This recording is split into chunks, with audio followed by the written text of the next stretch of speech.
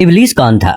इब्लीस की नस्ल की इब्तदा जिस जिन से हुई उसका नाम तारानोस कहा जाता है। तारानोस इब्लीस से 1,44,000 साल कबल दुनिया पे मौजूद था। तारानोस की नस्ल तेजी से बढ़ी क्योंकि इस पे मौत तारी नहीं होती थी और ना बीमारी लगती थी। अलबत्ता ये चूंकि आतशी मखलूक थी तो सरकशी बदरजा उत्तम मौजूद थी। इस जिन्नों की नस्ल को पहली मौत फरिश्तों के हाथों पैदाइश के 36,000 साल बाद आई, जिसकी वजह सरकशी थी। यहाँ पहली बार मौत की इब्तदा हुई। इससे पहले मौत नहीं होती थी। बाद में चलपानीस नामी एक नेक जिन को जिन्नात की हिदायत का जिम्मा सौंपा गया और वही शाह जिन्नात करार पाया। इसके बाद बामूस को यह जिम्मेदारी दी गई। बामूस के दौर में चलीपा और तलबेस की पैदाइश हुई। ये दोनों अपने वक्त के बेहद बहादुर जिन्नात थे और इनकी कौम ने चलीपा को शाशेन का लक़ब उसके शेर जैसे सर की वजह से दिया। इन दोनों जिन्नात की वजह से सारी कौम कहने लगी कि हमें इस वक्त तक कोई नहीं हरा सकता जब तक शाशेन और तबलीस हमारे दरमियान मौजूद हैं। इन दोनों की वजह से कौम के जिन्नात आसमान तक रसाई करने लगे और तीसरे आसमान पर जाकर शरारत कराते। ऐसे में हुक्म इलाही से फरिश्तों ने उन पर हमला किया और इबरतनाक शिकस्त दी। इसी दौरान जब इजराइल अलैहिस्सलाम को इब्लीस ने देखा तो सजदे में गिर गया। इब्लीस शुरू ही से एक नडर और ज़हीन बच्चा था। इसमें बाप की बहादुरी और माँ की मक्कारी कूट कूट कर भरी हुई थी। इसने मलाइका के साथ जाकर तौबा का बाकायदा ऐलान किया और फिर फरिश्तों से फैज़ इल्म हासिल करने लगा। हुसूल इल्म और रियाजत का ये आलम था कि पहले आसमान पे आबिद, फिर दूसरे आसमान पे जाहिद, तीसरे आसमान पे बिलाल, चौथे आसमान पर वाली, पांचवें आसमान पर तकी और छठे आसमान पर कबाजान के नाम से मशहूर हुआ। ये वो वक्त था जब ये फरिश्तों को सिखाता था। सातवें आसमान पे इब्लीस बुक़्क़ा नूर में रहा। हफ्त अफलाक के सब मलाइका का मुअल्लिम करार दिया गया। यहाँ तक पहुंचकर इब्लीस ने अपनी आजिज़ी और रियाजत की इंतहा कर दी। इब्लीस ने कमोबेश 14,000 साल अर्श का तवाफ किया।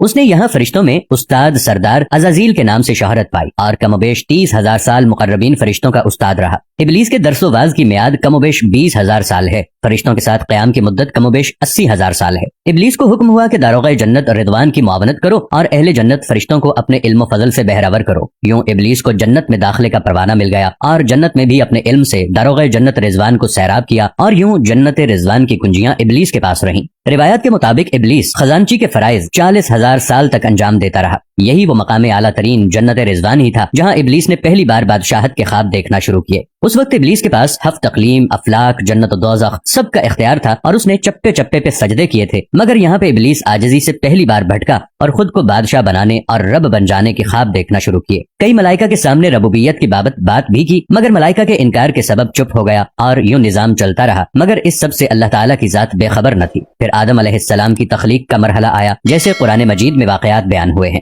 इब्लीस आदम अलैहिस्सलाम को जुज जुज मरहलावार मुख्तलिफ अक़साम की मिट्टी से तख्लीक होता देखता रहा और चुप रहा। मगर जैसे ही उसे ये मालूम हुआ कि ये आदम अलैहिस्सलाम अल्लाह ताला के नायब हैं तो उसने वावेला किया, इबादत और इताअत का वासिता दिया। फिर तंज किया कि मुझ जितनी इबादत किसने की है और आदम अलैहिस्सलाम को सजदा करने से इनकारी हुआ। तब अल्लाह ताला ने कहा, निकल जा शैतान मरदूत। लानती करार पाने के बाद इब्लीस ने अपनी इबादत और रियाजत का रब्बे करीम से एवज मांगा, जिस पर अल्लाह ताला ने इब्लीस को एक वक्त मालूम तक मोहलत फराहम की। इस पे इब्लीस ने औलादे आदम को सिराते मुस्तकीम से भटकाकर अपना पैरोकार बनाने का दावा किया, जिस पर रब्बे करीम ने फरमाया कि जो मुत्तकी और परहेजगार होंगे तो उनको गुमराह नहीं कर पाएगा। इब्लीस के इस लानती काम में उसके 5 साथी हैं। नंबर 1 सब्र। इसके इख्तियार में मुसीबतों का कारोबार है जिसमें लोग हाय वावेला करते हैं, गिरेबान फाड़ते हैं, मुंह पे तमाचे मारते हैं और जाहिलियत के नारे लगाते हैं। नंबर 2 आउर। ये लोगों को बदी का मुर्तकब करता है और बदी को लोगों पे अच्छा और पसंदीदा करके दिखाता है। नंबर 3 मुसव्वत। ये किज़्ब, झूठ और दुरोग पर मामूर है जिसे लोग कान लगाकर सुने। ये इंसानों की शक्ल अपनाकर उनसे मिलता है और उन्हें फसाद बर्पा करने की झूठी खबरें सुनाता है।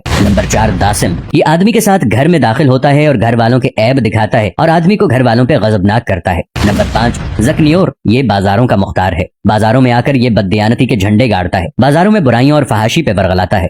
इब्लीस का आदम अलैहिस्सलाम को सजदे से इनकार का जज्बा हसद का था कि जिसने उसे मजबूर किया कि मेरी जगह आदम यानी खाक को क्यों मिली। ये उसका जज्बा तकब्बुर और गुरूर था कि मैं आला हूँ और इस एक सजदे के इनकार की बात नहीं थी, बात थी इताअत से सरकशी की, शिर्क की। इब्लीस ने दिल में खुद को रब मान लिया था। इसी शिर्क अजीम की बदौलत इब्लीस ता क़यामत रुस्वा और लानती ठहरा और औलादे आदम को भटकाने के लिए आजाद करार पाया। हासिल नतीजा ये ठहरा कि रब्बे करीम को इंसान की इबादत, आजजी, इल्म दानिश से गरज बाद में है। रब्बे करीम सिर्फ देखता है कि दिल में इताअत और फरमाबरदारी कितनी है और इसी बुनियाद पे तक़वा और परहेजगारी के दर्जे करार पाते हैं। अल्लाह से दुआ है कि अल्लाह हमें मुत्तकी बनाए। आमीन।